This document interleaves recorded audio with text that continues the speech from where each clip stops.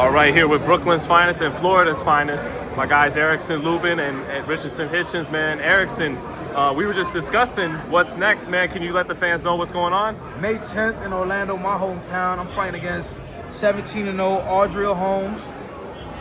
You know, we're going for a title eliminator. The winner gets Bahkram Murtazaliev. And I'm ready, man. Yeah, Bahkram, he's the IBF champ, like Richardson's the IBF champ. No one, you're like the first prominent fighter to like really say his name. He's a guy, he's kind of a little bit of a boogeyman at 154 right now. What makes you want to get in there with Bahkram? Well, I'm in line for that belt, and I just want to be champion. So, that's number one. But number two, I don't think he's really that like what people think he is. All that boogeyman talk, I don't think so. I think Tim Tszyu went in that fight with the wrong game plan. I think he was like trying to come back from that Fundora fight too fast and went in there with the wrong game plan, trying to knock that dude out early and end up getting clipped. Hey, Richardson, man, what do you think Erickson fight for the IBF again, man? And well, first up, Andre Holmes, but he gets past that, fighting the Russian Murtazaliev. What do you think, man? I think it's a great fight for Erickson. I think Erickson is one of the best fighters in the 154 division in the sport of boxing. I tell him that all the time. I just try to give him advice because, you know, the IBF is a little different. He's been at 54 for a minute, so you see him, he's small, he's trim right now, so he's keeping himself in shape, and I think he's going to put on a hell of a performance versus the Holmes, and then after that, he's laser focused. You know, they've been trying to round my boy out, trying to basically kind of crucify him, basically. Starve him out. You know, starve him out, but like I told him, if you is who you are, you can do it all over again, and he's been at the top before, he can do it again. Erickson, what do you think seeing Richardson come up and become world champion? What was that like for you to see? I'm super proud of him. Yeah. I'm super happy for him. You know, I flew out there to Puerto Rico to go see him fight. I was happy. I was overwhelmed with happiness, man, and I'm happy for him. And, you know, hopefully in, like, the near future, I'm going to have me an IBF strap. He's going to have him an IBF strap. And we're going to be twinning. We're going to be twinning. Yeah. Yes, sir. That's my boy, in fact. Hey, wasn't this the arena you got that knockout over Coda at? Was it here at Barclays? Yeah. So what's it like when you guys probably used to walk around this arena? Maybe one or two people notice you, but now you recognizable faces in the sport. Yeah. Like, is that a good feeling? It's a great feeling. It's definitely a great feeling. Fact. I used to walk around as a little kid, snotty kid, sneaking onto the floor, sneaking to the back. Now, you know, the building welcome you with open love, so it's dope to be in Barclays. Rich, yeah. I love it here, bro. I love it here. I fought here twice. I fought here for the Coda fight and I fought here for the Charlo fight, but the love is great. My mother actually lived here in New York, so you know, it's like a second home to me, so I love it out here. I love fighting here too, so whenever the opportunity presents itself again, I'm taking full advantage. What's the date for Andre Holmes? Could you let the fans know? May 10th in Orlando, Florida, my hometown. It's gonna be on Pro Box TV. It's gonna be special. You know, the stage is mine. I got a young undefeated guy like Audrey Holmes. He's not too young, but he's kind of young with the experience. But I think he's coming to fight. He don't want to lose his O, and it's my job to go ahead and keep proving people wrong time after time. This is my second undefeated fighter back to back, and I'm ready, man. I'm gonna take full advantage. If you ask me, what's my bold prediction? I'm knocking him out. Damn. Why? What do you got that you think could have you beat? And it'd be an upset right now. Why would you upset Murtazaliev? Why would you beat Murtazaliev? It might be an upset. Right. I got experience over him. I definitely got experience over him. He's a good fighter, but he's not an all-around fighter. You get me? He's not an all-around fighter where he could mix up and box you, or if the going gets tough, or if it gets rough, and he could just sit there and bang with you. No, he's only one style. Me, when I fought Fundora, I sat there and I went toe-to-toe with him. When I fought Ramos, I sat there, I boxed him. Like, I know how to switch it up. Whatever the game plan is, I know how to follow it. There's a lot of fighters in today's time that they're only one-dimensional. There's a lot of fighters one-dimensional. I'm not a one-dimensional fighter. Whatever I have to do in there to get the win, I'm gonna win. I want to win. Boxer puncher, right? Yeah. Right. So you can do both. I'm a boxer puncher. I can box, I can punch, I could whatever. Hey man, what's it been like for you to get back on the right track? And like a lot of fighters, they can't they can't come back from a fight like the Fundora fight. You dropped him, he dropped you, but that was the kind of punishment, two-way action that a lot of guys, they're never the same. Like, yeah, I know. Yeah. They're never the same, but like, you know, I always put in my head that, like, you know, I've been doing this I've been boxing since 4 or 5 years old, so I'm real high on myself. Like, I know what I'm capable of. I be in the gym. I'm always training. I spar people. Like, there's a lot of people that can't really just go in the ring and can handle what I got. So, I was never down on myself after the loss because, like, I know what I did in that fight. Yeah. And I wanted the rematch, but boxing is politics. To tell you the truth, it's politics. Yeah. You know, me and Fundora were supposed to get in there, like, the same way after he got knocked out by Mendoza and got in there for a Tim Tszyu fight. That's the same thing that should have happened with someone like myself. I should have, you know, maybe had that hiccup against Fundora and run it back or fight somebody of that caliber. Man, Richardson, man, I just got to ask you too, man, what's going on? And a lot of talk on social media about why the Teofimo Lopez fight didn't happen. I'm sure you've seen it all. He's scared of me. Teofimo, no, he stopped. I don't know. I think they really didn't try to push the fight. And it don't matter. They don't got to try to push it right now. It's gonna be even a bigger fight. Hopefully, he do what he gotta do. I'm gonna keep doing what I gotta do, and I feel like the fight is gonna build up. I want the fight to be here in New York. You know, hopefully Turkey know where the smart money at. I feel like that's a big fight for the city of New York. So I'm gonna talk my shit. You know, Teo gonna talk his shit, so it's gonna be big. Yeah, he said something about you wanted 2.5 mil more, and then Turkey like kind of co-signed it, but he co-signed it. He left like a thumbs up emoji and we never asked for no money. I mean, right. that's what my people told me. Right. From the people, my handlers, they told we never asked for not a dollar. We was waiting for them to send an offer. They never sent the offer. So I'm gonna leave it there. How you think his fight with Barboza goes? I think he's liable to lose. To be honest, I think Barboza is not. He's not on my level. I don't believe so. But I think that if you're not on your game, he can spoil it. I think Barboza's a solid guy.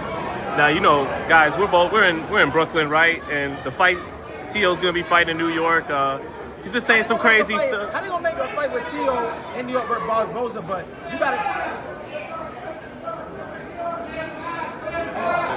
Damn, that's tough. Shit. See, like It's the Barclays. Yeah. It's the Barclays. It's not... That boy leaking on his hand. Shit. Nah, but I feel like how you gonna make a fight with Barboza in New York and he not from New York?